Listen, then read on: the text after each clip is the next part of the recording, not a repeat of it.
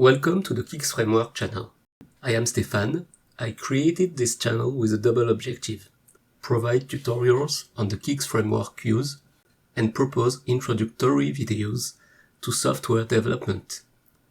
I see software development like something exciting, creative and playful, and I would like to share this vision with you. We will soon talk about software development in C++ because it's a language widely used in the video game and serious game industry in which I have evolved throughout my career, and it is the development language of the Kigs framework on which we can rely. C++ may not be the easiest language to learn, but it makes it quite easy to understand the mechanism and concept used by the computer to execute a program, such as memory, processors, caches, input-output, which seems important to me if you want to become a good developer. Once you are comfortable using a language like C++, you will have no trouble to learn and practice other languages.